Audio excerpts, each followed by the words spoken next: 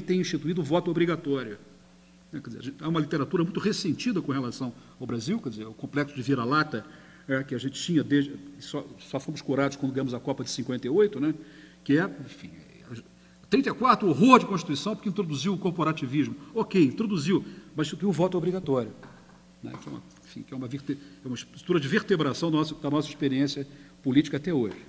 Enfim, ao fim e ao cabo, foi este o último legado que acabou fixado como cláusula permanente na tradição republicana, o voto obrigatório, ainda que sujeita à regressão demofóbica. A reforma política introduzida pelo Código Eleitoral de 32, ainda que seus efeitos de curto prazo tenham sido mitigados pelos acontecimentos imediatos, a não realização das eleições diretas para presidente em 34, o golpe de Estado de 37, a despeito disso, essa reforma foi a primeira a indicar uma direção democratizante para o país, a primeira. Com efeito, a grande reforma eleitoral feita no Brasil nos tempos anteriores ao Código de 32 foi introduzida em 1881 pela Lei Saraiva, que, a pretexto de estabelecer eleições diretas para a Câmara de Deputados, eliminou os votantes de primeiro grau e manteve o censo alto para os de segundo grau, o que implicou imensa redução do eleitorado, reduzido a 10% do original. A regulação implementar introduzida em 32 e recepcionada em 34, ao contrário, teve efeitos claramente incorporadores, mais eleitores, né, incorporadores. Mais do que atentar para a complicada e original engenharia institucional presente na definição do voto proporcional, que era muito confusa, importa considerar a filosofia política do experimento iniciado em 32 e recepcionado pelas cartas de 34, 46 e 88. Ela, a um só tempo, reconhece imperativos realistas, por exemplo, a necessidade de uma justiça específica para garantir a verdade eleitoral, e que indica a opção por um processo de incorporação eleitoral menos vulnerável aos mecanismos oligárquicos. É de demiurgia, portanto, que estamos a falar, quando tratamos desse experimento de criação institucional. Em outros termos, no que diz respeito a uma história natural do eleitorado brasileiro, são os passos dados do domínio do direito público e constitucional que devem ser considerados mais do que a presença de movimentos e demandas sociais por incorporação eleitoral. Triste dizê-lo, mas sou obrigado a fazê-lo. Demiurgia, 1988. Salto para os fins dessa análise de um período óbvio de criação e de demiurgia institucional e constitucional. Com efeito, as instituições e as regulações que envolveram a criação da política social e a organização do mundo do trabalho nas décadas de 30 e 40 do século passado representam o que talvez tenha sido a mais forte evidência brasileira de demiurgia institucional e constitucional. Luiz Werneck Viana, a princípio viria aqui, mas infelizmente não pôde vir, em livro clássico, fez-lhe análise inspirada e incontornável. Refiro-me a Liberalismo e Sindicato no Brasil.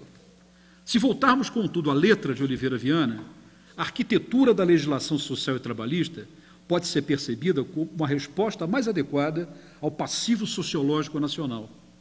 O déficit crônico de sociabilidade e solidariedade teria imposto a necessidade da invenção de um macro-artifício que configurou identidades e obrigações, um marco de agregação e de configuração nacionais que não resultou da dinâmica espontânea do social.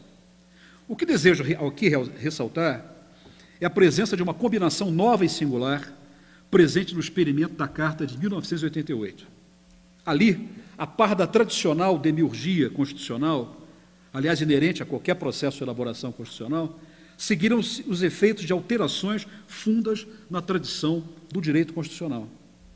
Tais alterações fizeram com que a Constituição deixasse de ser pensada como um pacto ou como um arranjo de consolidação de experiências e acordos substantivos pregressos anteriores, para se configurarem como um horizonte normativo. Em outros termos, passa a ser um mapa para uma história do futuro e, como tal, uma fixação de ficções a respeito do que devemos ser enquanto país. A identidade básica e normativa da Constituição de 88 deriva de um sistema de crenças produzidas e veiculadas por uma corrente do direito constitucional brasileiro que pode ser designada como constitucionalismo democrático.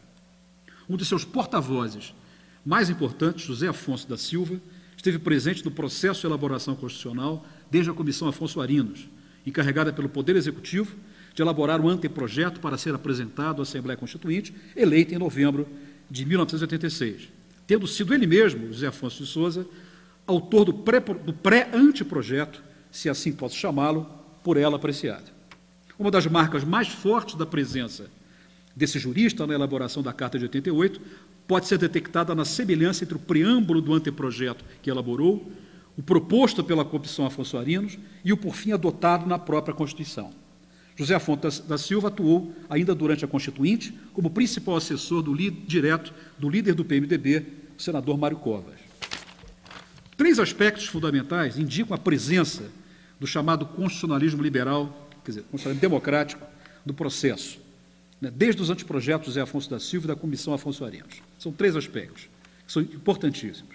Primeiro, a definição de referências éticas e metapolíticas como fundamentos da ordem jurídica, tal como revela a definição do Estado brasileiro como Estado democrático de direito, cujo objetivo é a dignidade dos brasileiros ou a promoção da pessoa.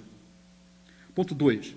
A criação e a fixação constitucional de um sistema de direitos constitucionais, um conjunto de direitos compreendidos não apenas como direitos negativos e de proteção dos indivíduos, mas como liberdades positivas, entre as quais sobressaem os tradicionais direitos de participação política, associados a obrigações positivas do Estado com relação aos cidadãos.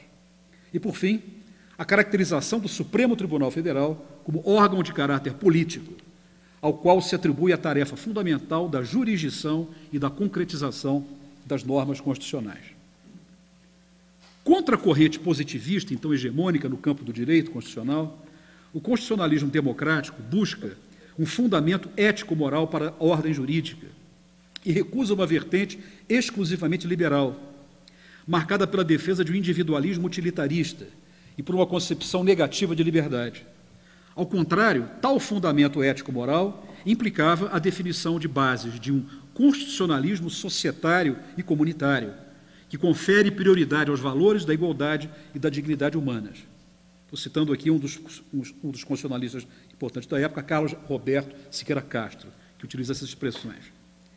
Do ponto de vista do conteúdo e dos valores consagrados no preâmbulo da Constituição, coisa que nós nunca lemos, e no título dedicado aos direitos e garantias fundamentais, demos menos ainda, os constituintes linguisticamente vinculados à prosódia do direito constitucional acabaram por fixar na Constituição orientações há muito introduzidas pela semântica da filosofia política. A prosódia é do direito constitucional, a semântica da filosofia política. Em termos concretos, a Constituição, do ponto de vista daqueles valores, é uma síntese de tradições, é uma síntese de decantações, na qual estão vigorosamente presentes as vozes da tradição democrática, pelo elogio à liberdade positiva e pelo alargamento das formas de participação política, cívica e social dos cidadãos, da tradição liberal, pelas liberdades clássicas garantidas e pela preocupação com os indivíduos como sujeitos de direitos, e da tradição igualitária, e, por que não dizê-lo, socialista democrática. A carga valorativa do preâmbulo da Constituição de 88 pode melhor ser avaliada se a compararmos com parte do que a precedeu. Com efeito, o seu correspondente na Constituição de 67 dizia simplesmente o seguinte, eu vou ler agora o preâmbulo da Constituição de 67, abre aspas, o Congresso Nacional, invocando a proteção de Deus, decreta e promulga a seguinte Constituição da República Federativa do Brasil. Fim de citação. O contraste com o preâmbulo de 88 é gritante. Vou começar a ler agora o preâmbulo de 88. Nós, representantes do povo brasileiro, reunidos em Assembleia Nacional Constituinte, para instituir um Estado democrático, destinado a assegurar o exercício dos direitos sociais e individuais, a liberdade, a segurança, o bem-estar, o desenvolvimento, a igualdade e a justiça como valores supremos de uma sociedade fraterna, pluralista e sem preconceitos, fundada na harmonia social e comprometida na ordem interna, internacional, com a solução pacífica das controvérsias, promulgamos, agora sim vem Deus, sob a proteção de Deus, a seguinte Constituição da República Federativa do Brasil. Fim de citação. Em primeiro lugar, a designação da autoria.